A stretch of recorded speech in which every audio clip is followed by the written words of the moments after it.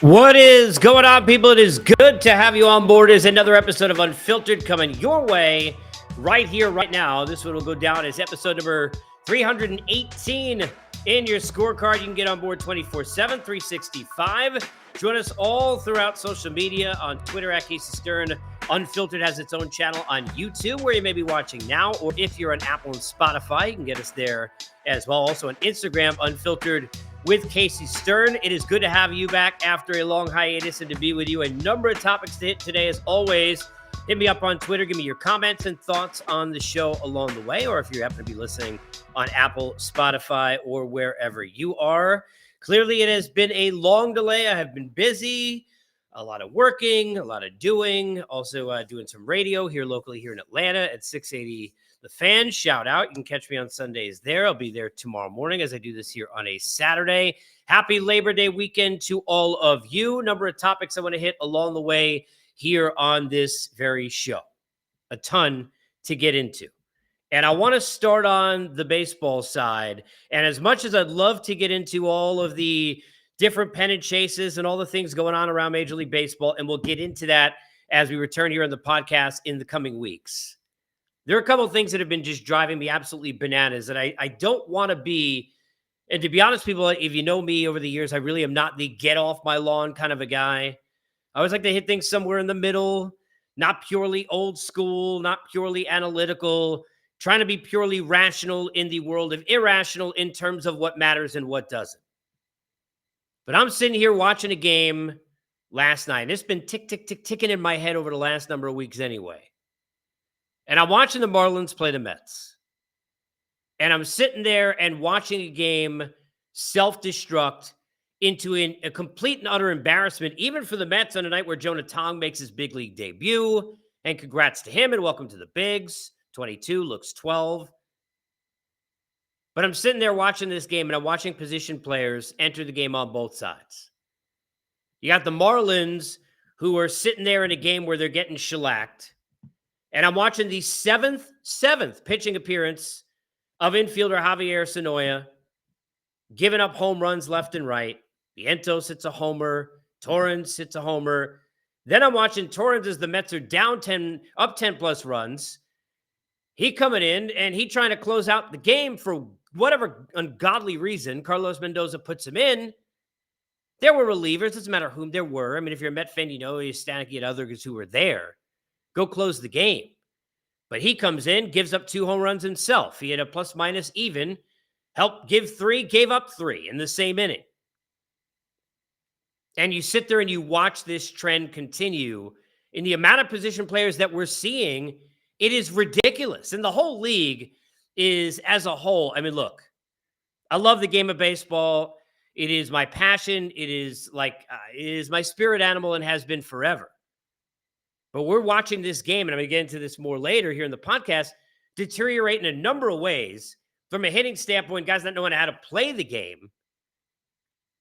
But to sit there and when you've got rosters the way that they are, and you've already got the minor leagues as deep as they are, and we can't get enough players to the big league level where I can't have pitchers pitch, and I got position players in there, and they tried to implement rules years ago where, you either got to be in extra innings or you got to have a lead of 10 runs. And, all these things have not been enough. And I know John Smoltz and others over the last number of months have talked about this.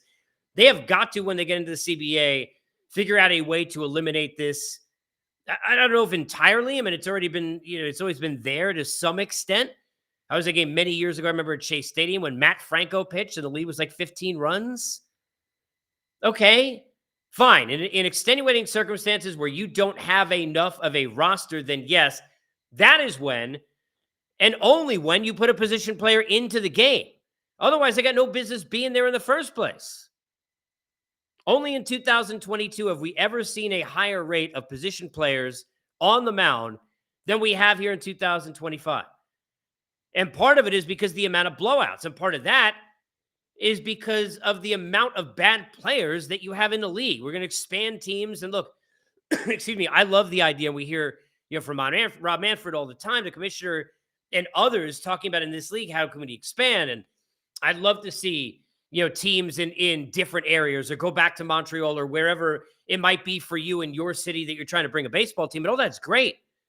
But the idea that we're going to expand, yeah, that's great. It brings more money to the game, and it spreads out the wealth in terms of the attention of the game of baseball. But what in the hell is going to happen? We're already at a point where we're an absolute disgrace in the level that we're at in terms of the type of play that you're getting. Rangers won a game 20-3 over the Angels. This is going back now, maybe in the last week, maybe this is 4 or 5 days ago. They get 8 runs off a position player. Get Kyle Schwarber, hits 4 home runs in a game and almost gets a 5th, pops up, and actually felt bad about it because he knew what a chance he had to go hit it off a position player. But what an asterisk that would have been if he became the first to ever do that and get away from what's already a small list of 4 home run games. But we're seeing more than that this year. It's already happened, 3-4 times. We have got to figure out, this game cannot become an utter embarrassment when you get into blowout territory. There has to be some level of competition that is played in the game on both sides. And I'm sitting there, and it just happens to be one game of many in which this has happened over the course of this year that just took place a couple of days ago, where basically the Mets and Marlins just stopped competing. Both teams just completely stopped competing in a baseball game. Can't happen. I mean, you look at the statistics around Major League Baseball right now, and look, again, not to sit here and be dumb guy, because if you don't know who I am, and I cover baseball over 20 years, and this is day one with you and me, let me explain to you, I understand we're not living on batting averages anymore. I get it. Totally get it. So you want to sit there and we could do this on OPS, and we could sit there and do it on base in general, and we could sit there and we could talk about all the hit rates that you want. But if you just look at batting average purely, and you want to talk about a stat that maybe you don't even realize is occurring in the game today, that is just mind-boggling. Went the other day, I'm sitting there with my son, and we're looking at the league leaders. He wanted to see where Soto and Alonso were in home runs. He's a Met kid because he's stuck with me in my life, and it is what it is, my insanity. But he's sitting there, and we come across batting average. And I got to be honest with you. I'm looking at the Mets the whole year and looking at them and understanding that they don't have guys hitting over 300. But I don't think I realized that you literally have 4 players, 4, that qualify with enough at-bats in Major League Baseball here in 2025 that are hitting over 300. As I do this on the 30th of August at 8:30 in the evening on the East time. You got Aaron Judge at 321, Bo Bichette 308, Jeremy Pena 307, Freddie Freeman, even Steven 300, and that is it. Now, I don't want to sit there and be like, when I grew up, it was a thing to only have 4 who hit 300 on your team. The idea that there are 4 in the entire sport is bananas. You have 1 player in the National League hitting 300, and he's right there. I mean, right now as I speak, he could be going 0 for 2 and end up under that 300 mark. Trey Turner, the closest, hitting 298. And I get it is just one stat, but it is a sign and symptomatic of what is going on in this sport, and it is an utter disgrace. It is an absolute disgrace and an embarrassment to the game of baseball. Guys don't know how to hit anymore. I'm sitting there even in the game today. I'm watching, the Mets are losing by 3 runs. Mark Vientos has been red hot. Those who don't follow this team, it is what it is. Obviously, so what he did in the postseason last year. He's got 15 home runs this year and 8 of them in the last 13 games. And that's great. That's great. Glad he's red hot. As a Met guy, glad he's red hot. But you're down 3 runs in a 9th inning. He's leading off the inning, and he's swinging at the first pitch instead of taking a strike. Now, I'm the last guy to sit there and tell you that it's okay for me watching hitters in this sport, which I watch all the time, taking cookies down the middle over and over and over again because nobody knows how to hit. The amount of times guys are sitting there and taking fastballs right down the pipe, it is insane.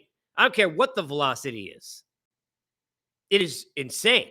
But when you're down 3 to lead off an inning, you got to be thinking, I need a base runner. And what happened? Jeff McNeil was the next batter after Vientos got out, and McNeil ended up walking. Now, I'm not saying that the context of that inning changes if Vientos takes a strike, But it's just an example. And I could talk about this with every game and every team. You're seeing it where you are. Let me know on Twitter at Casey Stern. But I know already. Or in the YouTube comments. But I know. It's a joke. Tired of seeing position players pitch. Tired of seeing guys who don't understand the game, don't understand hitting. I'm sitting here, I help coaching with my son. He's trying to learn the game. My daughter's playing softball. She's trying to learn the rules. And you sit there and you teach kids. And, they're spending every night locked into their favorite teams, watching their favorite athletes have no idea how to play. Now, I'm not saying everybody has to be Tony Gwynn, where, we all know the stat where he faced Randy Johnson, Greg Maddux, Pedro Martinez, Roger Clemens a million times and struck out, like 4? I mean, it's crazy. I'm not saying everybody's got to be that. But you got 4 guys in old sport hitting over 300. I got position players pitching 7 times. I got teams giving up 8 runs with position players on the mound and not even stopping the bleeding. And it's an absolute disgrace and an embarrassment. I'm sorry. Unfiltered take, but it's a joke. And that's as a baseball fan. And I hate nationally when we see the folks who cover this game, for all intents and purposes, kind of shitting on the sport. But it is what it is. It's a joke. Speaking of a joke, also this week, the Dallas Cowboys and Jerry Jones. And I watched the Netflix doc, and I got to tell you, and I'm a Giant fan, don't like the Cowboys, being totally transparent with you. But I watched it. It was entertaining. I knew most of the story. There were some things I didn't know. I didn't know players love Barry Switzer as much as they did. I didn't realize some of the inner workings of some of the stories behind the scenes, even though I knew what I knew. But we all knew this is all about Jerry Jones and his ego, like everything else has been. We all knew they won a playoff game in 30 years. When you're in a category of ineptitude in a postseason in big games that includes you and the Cleveland Browns, you don't want to be in any category with the Cleveland Browns. That's how the mighty have fallen with the Dallas Cowboys. That is the joke and the level of joke that Cowboys are. It is an absolute disaster. But to see them and Jerry Jones handle this, and you can go through CeeDee Lamb, talk about Dak Prescott. We have seen this year after year after year with Jerry Jones and his, higher, almighty, holier than thou attitude of I am not going to give in to the player. Even in the documentary, you had Emmitt Smith, who was sitting there off an MVP and a rushing title and a Super Bowl, who's holding out because you're not going to pay the guy. This has been going on forever. But the older Jerry Jones gets, reminds me of God bless him, Ralph Kiner, one of the great legend and people of all time. I remember when, he was sitting there, he'd been around a long time, and he knew he was broadcasting too long when he would say the Mets 4 and the Mets 2. Jerry Jones at that state right now as an owner running a football team. And it's a disgrace, and it's fun to make fun of because it's a joke. But what they did with the Micah Parsons situation is it's ghastly.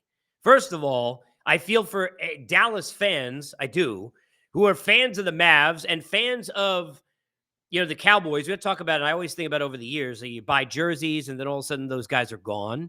And you think about I don't get to enjoy that guy anymore, right? Because, I went to Modell's and spent $60 and all of a sudden, a week later, he's traded. And we've all seen our heroes. I can go back to the Lenny Dykstras in the 80s for Juan Samuel and many that I've dealt with as a fan, right? Yeah, I got to watch Saquon win a Super Bowl with the Eagles, and that's not his fault. That's the Giants' fault, but it is what it is, right? We all understand that, but what is a Dallas fan like now with the situation with Luka Doncic and with Micah Parsons? 26 years old, a generational talent. And look, I don't use that word lightly.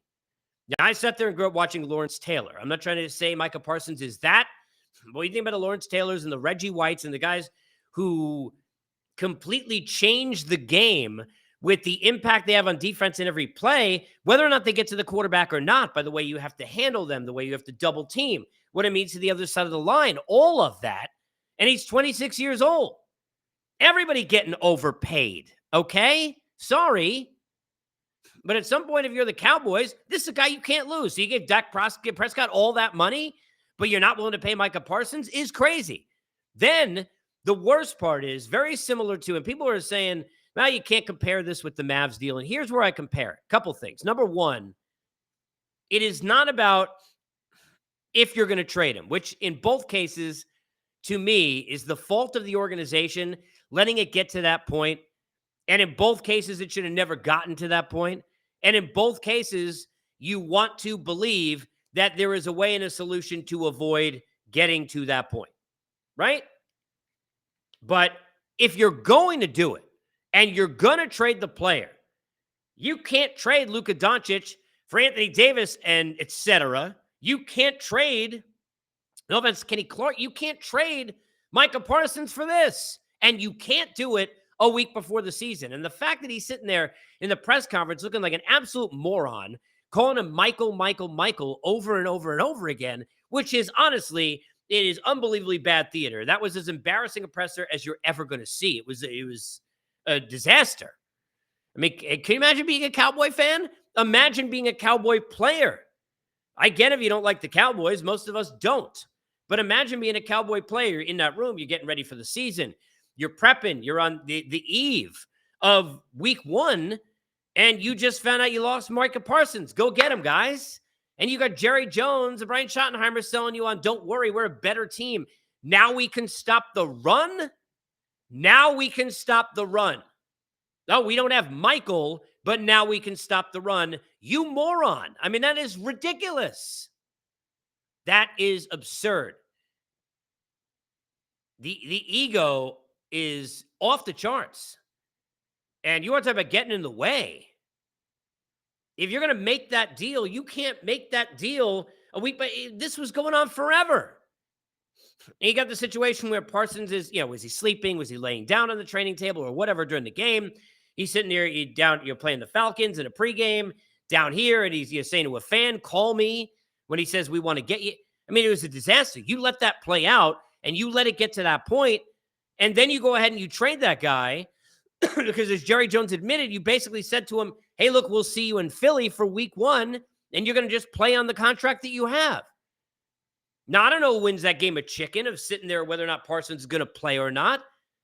And I get malcontents and you're going to deal him. And we've seen this. Look, the Red Sox played a lot better after they dealt Devers. And I don't think they should have made that deal either because that had to be avoidable. That had to be something that you can figure out how to deal with better. And everybody at fault in all these. And look, Micah Parsons is at some fault here. But compared to Jerry Jones, percentages of that pie off the charts towards Jerry Jones. An absolute joke. An absolute disaster. You can't sum it up any other way. They are a laughingstock. And at some point, you could fire the manager. And look, teams I've rooted for, you think about Jim Dolan. We all have, different teams we root for where it's like, okay, if the owner didn't own the team, here we go. I mean, the Pirates, the ownership, forget it forever. Not willing to put money in the team. Sitting there and watching the Royals 2014 and 2015 exceed what they usually do to push in a small market because they got a chance to win. You got to push the pedal, right? Cleveland Indians then. I know they're the Guardians now, but they're the Indians then. Go trade, controllable Justice Sheffield and company at the time, a top prospect. Go get Andrew Miller. Rent him for the rest of the year. He's the best player in the American League, you could argue. Certainly on the mound was one of them. Most important player in the team. Get all the way down the stretch. And outside of a rain delay, maybe you go beat the Cubs, win a World Series. You got to take those shots. Pirates ownership, they don't take a shot at anything. That's why people are talking about Skeens getting dealt earlier this year, which is insane. But is it? Sanity's doing the same thing over and over again, expecting different results. That is the case if you're sitting there a Cowboy fan. You can't get different results because you only have insanity because your owner is an egomaniac. And that is what Jerry Jones is and always has been. So, Cowboy fans, I'm curious. Rough times. I mean, rough scenes. And I get it. I dealt through the Wilpons. I get it. But that is terrible. Speaking of terrible, college football, not in general, but that's not terrible, but gets underway, which is great. First Saturday today.